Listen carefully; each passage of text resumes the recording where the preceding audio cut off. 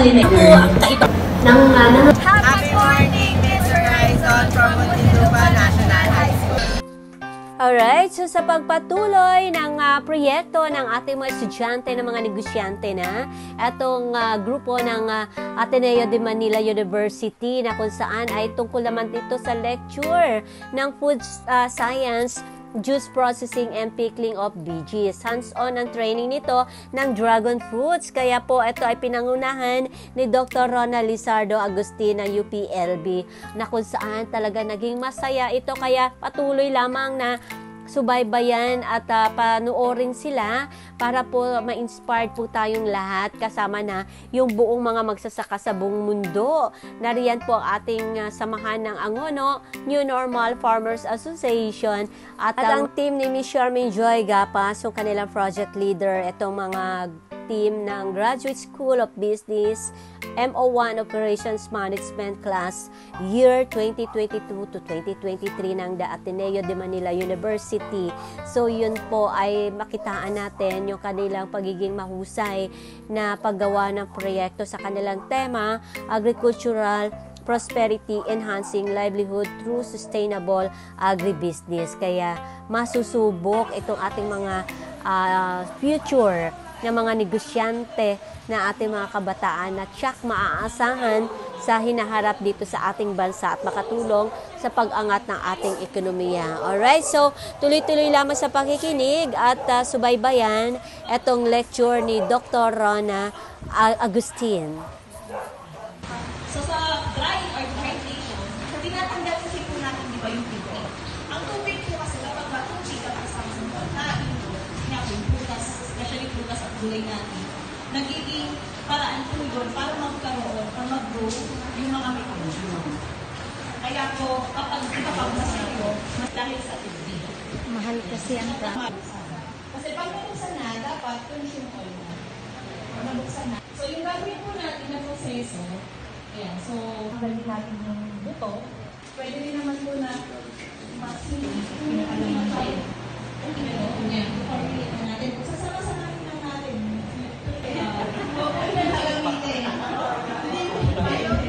Saka po yung pag-gana na. Saka pang kamay. Kitchen thermometer. Meron din po yan nabibili na parang dial siya. Talok po. Kasi ito ay isa. Sa mga supermarket may kitchen thermometer. Ayan. Papaabutin po natin ang 95 yung temperatura kapag tayo na nagsakay.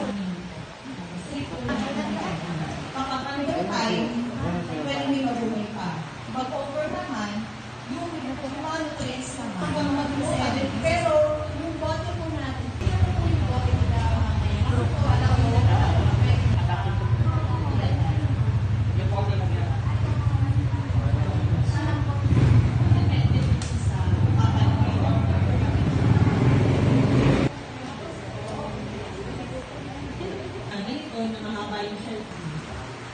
so yun, binabatasin natin safety at accessibility, nutrition.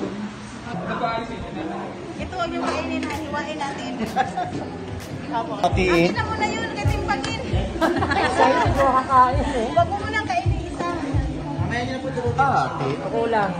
Kulang pa ako. Kulang pa ng 1/4. Yan, eksakto. Para ko, 500. Ito hiwain na. Ay pa. Yeah! Oh, Danilo. Kain. Laman po. Salib ako. Juice na siya. Tapos.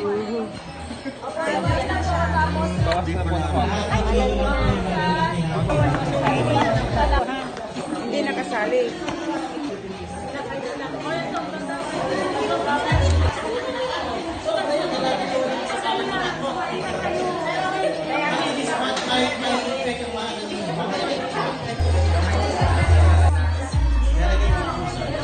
Okay, pagkatimbang na po, kalahating kilo na, ilalagay doon sa container ng juicer. Ayan na. Puno. Alumin nyo na konti, alumin nyo konti. Ayan. Shake po tayo! Shake! Ayan! Yung isa. So kapag wala po yung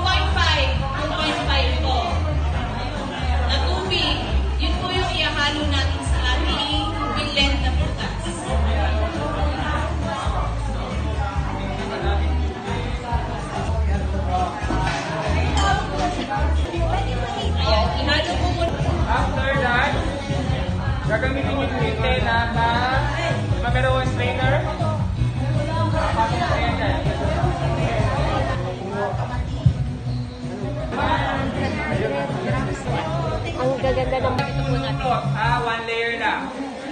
Okay? 1 layer lang. Dalawa na yan. Okay? Okay, tapos, i-transfer yung cloth doon sa trainer. Nakashoot na po doon sa sirola. Okay, mamaya ako tubig. Okay? Ito muna ang puta.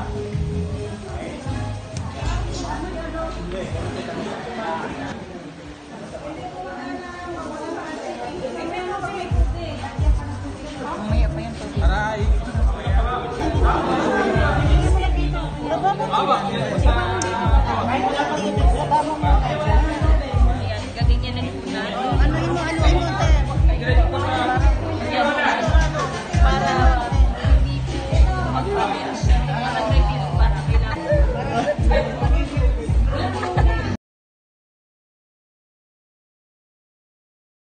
Yung prutas na hindi pa masyadong big, pwede nyo pong bigay.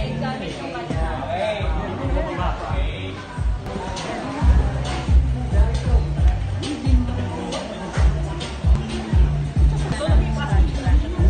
Alright, so sa kasagsagan po ng training sa paggawa ng dragon fruit juice processing ay napakalakas po ng ulan dyan at napakaingay, pero talagang hindi ito hininda ng ating mga magsasaka na excited talaga sila sa paggawa nitong dragon fruit juice. Meron kaming dalang Alright, so citric acid. tuloy-tuloy lang. Para maganda, yung dalawang grupo, akalamansi, yung dalawa, citric acid. Okay, tapos mamaya titikman natin kung anong mas masarap.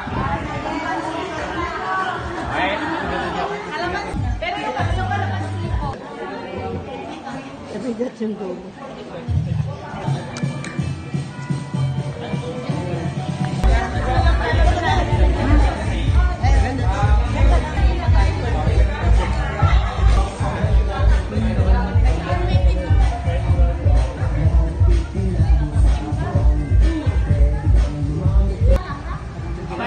Yan, pwede nyo na po. Ay, salagay na namin, ma'am. Apo.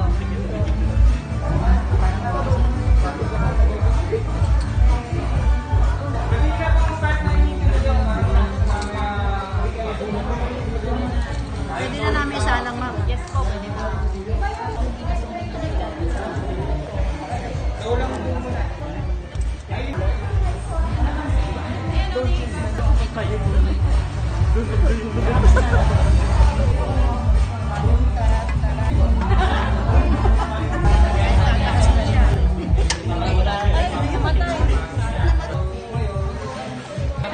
So kanina sa training, sinabi din na nag-check dapat ng pH.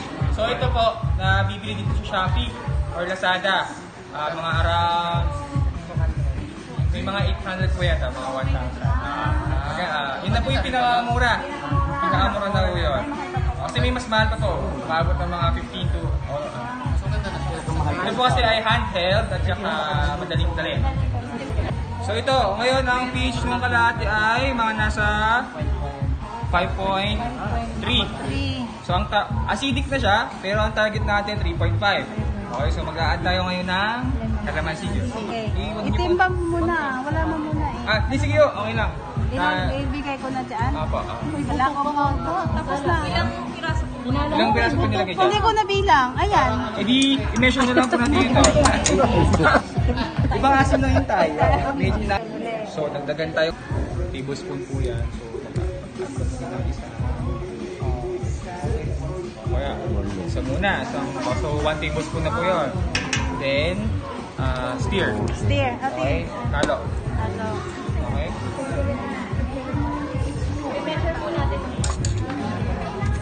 Then, Akin na yung sa inyo. Akin. Ayan. Dito ko na sa inyo. Kanila naman yun. Ang kinino pa sa kanila. Apo. Kasi mentras pa mababa yung pH ng pagkain, mas matagal na siyang mapupulok. Okay? Kasi maasim siya. Okay? Pero hindi naman ito lahat ng maasim ay mababa ang pH. Para mapapulok siya, kahit na pumulo siya, hindi siya aapaw. Okay pa. Pagkatingin mo natin. Ayan. Masarap ba, te? Baka gawa mo kasi.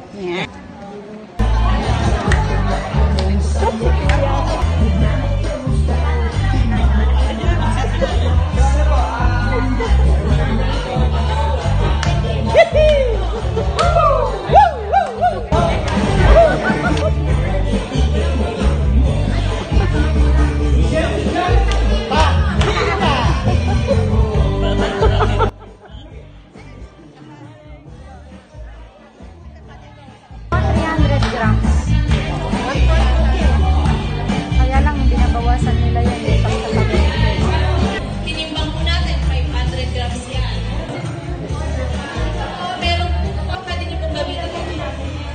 Itong nasa unahan, dapat galing sa gripo. Mineral, ito, mineral, pwede. Pwede pong mineral. Ito po,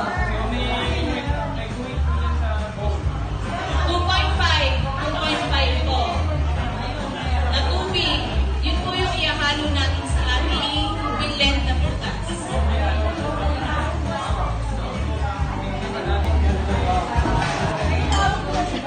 Ayan, ihalo po muna. After that, gagamitin yung tinte na mameron strainer. Ayan dyan.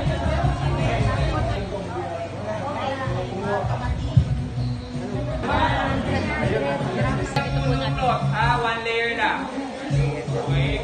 One layer lang. Dalawa na yan. Okay. Magpapakain tapos, transfer yung fruit doon sa strainer. Nakashoot na po doon sa sirop. Mamaya ang tubig. Okay. Ito muna ang puta.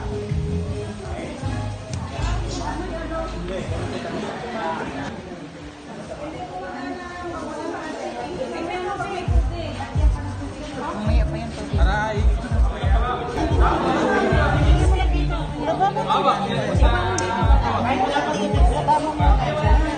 Ayan, gaganyan na po na. Para hindi po mag-review para kailangan.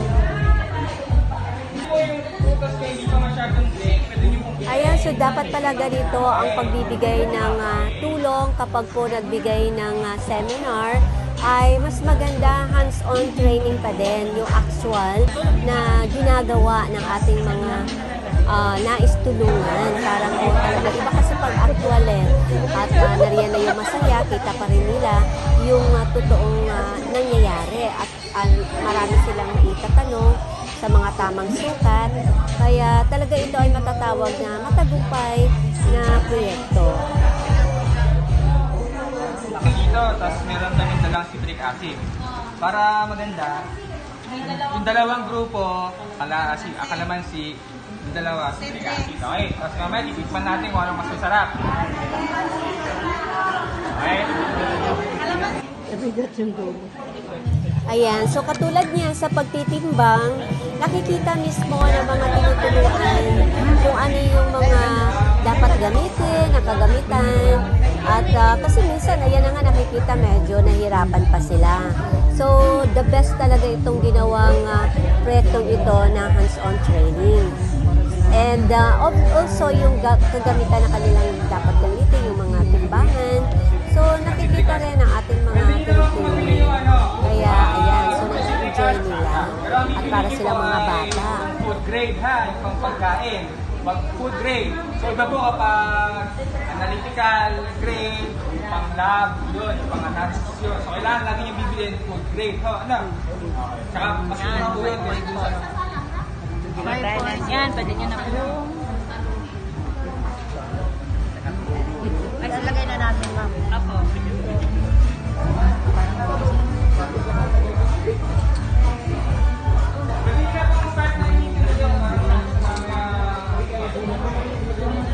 Pwede na namin isalang, ma'am. Yes po, pwede po.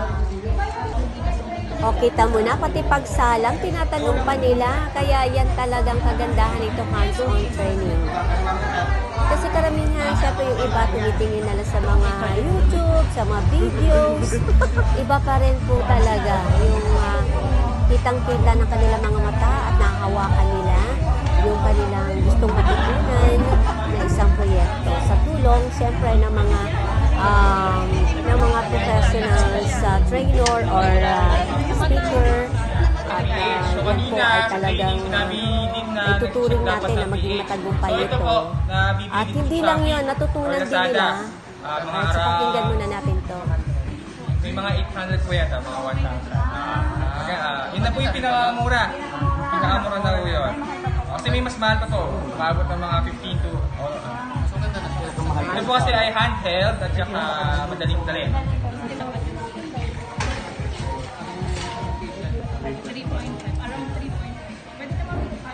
So ito, ngayon ang pH ng kalahati ay mga nasa 5.3. So ang acidic na siya, pero ang target natin 3.5. Okay, so mag-a-add tayo ngayon ng calamansi juice. Okay. Iwan niyo po. Itimbang mo muna. Wala mo muna eh. Di sige, okay lang. Ibigay ko na dyan. Apo. Isa pa sa magandang ganap sa hands-on training, yung communication. Diyan din ay malitunan itong mga tinutulungan. Kapag po sila ay mahihain, so syempre nagiging at is sila sa isa't isa. At kapag palagay ng kanilang kalooban, ay maaari na silang magtanong sa mga bagay na hindi nila maintindihan. So yan po ang isang matagumpay nitong proyektong ito. I-measure po natin. Then, Akin na yun sa inyo. then, Ayan, dito pala si Kanila naman yun. Ang kininapas sa kanila. apo. Kasi mentras po mababa yung pH ng pagkain, mas matagal na siya mapupulong. Okay? Kasi maasim siya. Okay? Pero hindi naman po lahat ng maasim ay mababa. Ibang asim lang yung tayo. Medyo na... Asa na yung tablespoon mo? Yung maliit.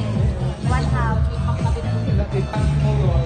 Sa ating mga kababayan, kapag po merong tumutulog sa inyo, samantalahin na po natin at magtanong po tayo na magtanong. Ayan, yung inyong lingkod ay tinikman talaga itong juice na to kung gaano kasarap. Para sa akin, ay masarap yung pure calamansi kaysa doon sa isa. Sample. So yun po, nag-enjoy din tayo glass. yan. So glass yan.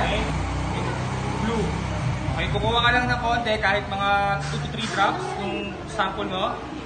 Then lalagyan natin dito sa glass. Tatakpan ng takip. Okay. Then, hahanap po kayo ng maliwanag na lugar. Kunwari, ito yung araw ngayon, no? Tatapat natin ito dito, ha? Ayan. So dyan, makikita nyo, mayroong linya sa loob na parang ruler po. So bibigyan niya sa inyo yung amount ng solids na nandun sa pagkain. So for example, itong juice nila ate na merong calamansi juice ay nasa around 12.9. So 9. Mga 9. 12.9. Teka, hindi. 12.9 na. Hindi mo nakita yan. Tama? Ikit niyo yung isa yung mata. Kita niya? 12.9. Okay, di ba nakita niyo may puti, tapos may blue. Yung puti, yung level of sugar. Okay?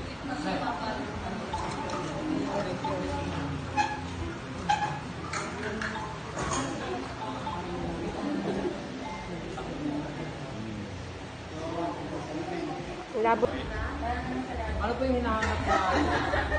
Ang juice ho ay based sa standards ng juice. Ang alam ko, ang juice ay dapat mga around 12, 13, mga ganon. Ganon siya katamis. At least siya ng mga 12, 13. 13.2. Mga 10, so okay pa siya.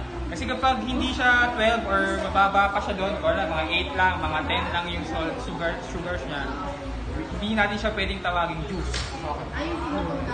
Para lang siyang solution. Parang diluted na sa tubig. Parang ano lang siya, juice lang na nilagyan ng tubig. Pero kung siya pwedeng tawagin ito yung tunan. So, pero kung above naman, Aba, pwede naman din. okay lang kayo. Pero may range lang din naman. Kasi pag masyado ng matamis, pwede na siyang tawagin naman ng concentrate. Ito na yun. Ito na yun. Concentrated na ho yun. Yung masyadong matamis.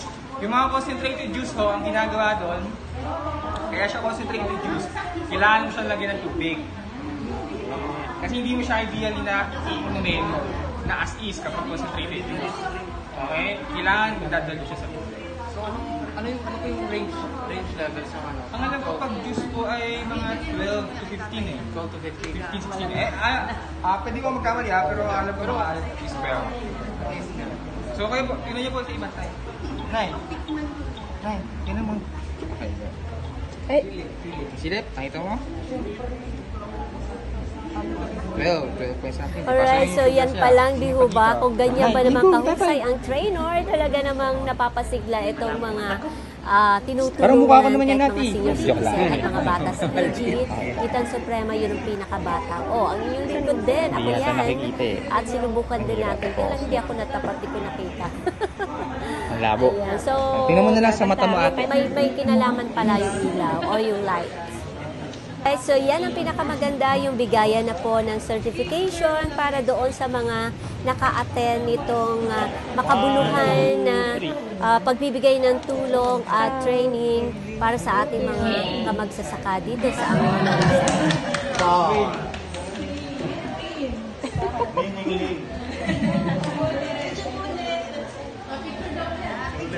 Okay, one more. Again, congratulations sa lahat na nag-attend ng member ng ANFA na kung saan ay hindi na po manakaw. Yang kaalaman na yan na inihandog po ng ating mga estudyante ng The Ateneo de Manila University. So, thank you so much at ang inyong lingkod nakinabang din. Kahit tayo po ay nag-cover lamang, marami rin akong natutunan. So, hindi tayo pangmuli. At alam ko, ayan, binigyan ko palayo ng President ng Home Owners Association ng Alpha and Omega, si Ma'am Nanette, at yan ay nabigyan din kami ng certification. Thank you so much at maraming salamat sa ating President dito sa Alpha and Omega. Picture po. Certificate po lahat.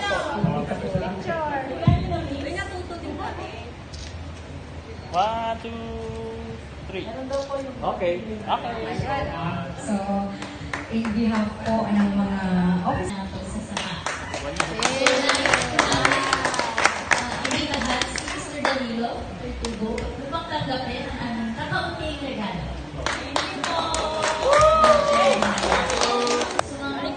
Alright, so isa pa yung pinakamagandang handog ng Ateneo de Manila University, yung mga tools. At na kung saan mayroon naman na ang ANFA, pero talagang humiling pa rin si Danny, yung president, at talaga namang ibinigay. So, thank you so much again para sa ating mga magsasaka ng Angono, Rizal. Kaway. Ay, lingid sa ating kaalaman, matibay pala yan. At branded, ika nga. So, hindi agad-agad nababali o nabubulok. Thank you so much. Again, mula sa Happy Morning Show, binabati natin ang lahat na nag-attend sa matagumpay na proyektong ito. Narawaran ko niya ako. Kaya ko siya. Tapos di ba ma'am, parang bala ko mga ibigay sa taytay. Eh, kasi yung mata mo parang ay makipag-ibigay. So, nangyari naman po kasi sa kagustuhan mo saan pa talaga ibibigay. So, ngayon po, napakalaking pasalamat namin dahil napaka-swerte po namin kasi sa buong buhay po namin, marami na po nangyari events. So, ngayon lang po namin naranasan po lang. Grabe po, kada po ng mga pamilya. So, kami po ay medyo nakaranda ng nahiya nga po ako kasi since sa dami po binigyan niya sa amin, parang gaano ba kami ka-importante sa inyo para bigyan? Maraming salamat sa opinan as college po, as school of business po at Ateneo. So, dahil lahat po ito nangyari kay Sir Professor. Di ko lang po mga pangalan ng pero namin special po science si Atty. Yan, nagwawalis yan kanina, Atty. Si Sir Sak, tama ko sa Monsan. And si Ruel, lagi ko nakita pero kayo ko lang nalaman yung pangalan mo, Sir. So, sa lahat po, kasadyante, Sir, salamat po, maraming salamat. At saka, siyempre, pasalamatan namin si Mr. Raison, dahil siya po yung organizer namin, na hindi po kami pinaunayaan. So, ngayon po, napakaswerte po talaga namin dito sa mga trainings kasi nakikita na po namin kung ano yung future namin. Tulad po ng Wala iyakan! ito po, talagang ipapa-approve na namin to sa DOST po. Kasi lahat po ng mga innovation, na-approve po ng DOST bago po mga ito. Kasi ako, dadaan pa ng DPAD po. So, sila po nakakaalam. Magiging product na natin yan ng ANFA. So, yun na po. Pag-tulong sa amin kasi kami, tamang-tamang po yung ginawa niyo para sa SM. Kasi magtitinda na rin po kami. October. Marami lahat, nakahanda na po kami sa mga datos at mga kulay namin. Nakahanda na po para yan na namin tayo. So, sana po, hopefully na maging successful kami kasi meron po kami mga business plan nyo na ginagawa. So sana, milyon na po mga halaga nyo o magkaroon kami mga investors pa. So magiging totoo po ang mga pangarap namin. Kahit na Iiyak na yan. May halita. malaman mo totoo po ba lahat yan? Parang may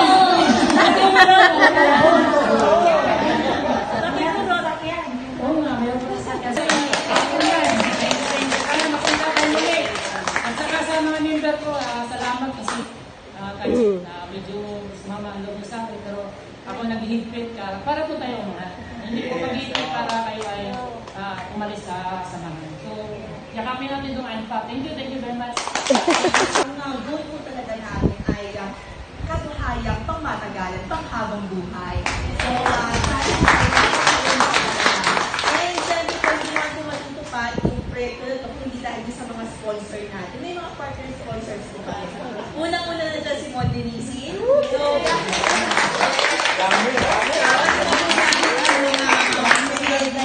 mga goodies, mga pansit canton. Tagkinitin na lang po natin si pansit canton. Maraming salamat si Mon Denisi po yun. And then, meron po tayo ni si Mon Rio and Grace Handong and Company, Rotary Club, sumuporta din po sila. Pati po si King Safety Net, ito po ay yung mga ginagamit na safety shoes po sa food manufacturing company. And si UPLB Institute of Plant Breeding po, sila po yung pinanggalingan ng mga seeds po natin. And syempre nais ko rin po magpasalamat sa mga speaker po natin na una lang umalis yung dalawa kanina, pero nandito pa rin po si Doc Agustin. Maraming salamat sa maraming salamat sa paggabay po para maging ito, formal po na pong sinasara ang program po natin for today. Maraming salamat. Alright, so dito nagtatapos ang napakasigla at punong-puno ng pag-asa itong ginawang proyekto ng mga estudyante sa negosyo, ang kanilang tema na Agricultural Prosperity, Enhancing Livelihood Through Sustainable Agribusiness. Naging matagumpay ito dahil sa iisang layunin ng ating mga estudyante sa pangunguna ni Ms. Charmaine Joy Gapas, yung kanilang project leader, kasama riyan si Noriel Apaya, Carlos Pascual Jr., Romel Andro Briton, Cheryl Yu, and Tessa Marie Acheta, and J. Anthony Bahandi, Miguel Sergi Joson, and Pablo de la Puente, and Catherine Harin, at ang kanilang professor na kung saan ay tuloy-tuloy ang kanilang pagsuporta at yung kanilang mga speakers. At yun nga, alright, so narito pa yung pahabol na karagdagan na bigay ng mga estudyante. Kasi previously po nabanggit na nahirapan din sa tubig. So sana ay makatulong po para makapag-store pa ng maraming water for pandilig. Ayan. So, thank you Ayon po. Nga doon sa presidente na si Danilo Tortogo, gaano ba kami ka-importante sa inyo para bigyan? So, ayan. Kaya naman talagang napa-question itong ating Pangulo ng ANFA. Pupunta na rin po natin yung host. So, para po hindi sila mahirapan kasi previously nag-aangat po sila simula pa babaakyat. So, ito pong host makakatulong para hindi na mapagod kasi karamihan po sa kanila ay senior citizen. So, sana ay magamit din po pang matagalan. 2 rolls po na 100 meters. Ay, bigat nga yan. Ayan, so talaga namang walang mapaglagyan ng kagalakan yung ating mga magsasaka ng Angono, New Normal Farmers Association, dahil apaw-apaw talaga yung ibinigay na tulong na ating mga estudyante na Ateneo de Manila University. Na ang goal talaga nila ay yung kay Ms. Charmaine sa kanyang closing remark na kabuhayan, pangmatagalan at panghabang buhay. Alright, so dito nagtatapos ang ating programa sa Happy Morning Show at sana tuloy-tuloy po tayo na sumuporta at mag-like lamang po tayo, mag-subscribe at abangan din ang magandang balita dahil malapit na po matatapos ang ating legit na website ng Happy Morning Show. Doon na po natin ilalagay lahat ng ating mga balita hinggil sa sensya at teknolohiya. Muli ang inyong lingkod, nagpapaalam na Miss Horizon Chaser. Happy morning. I love you all.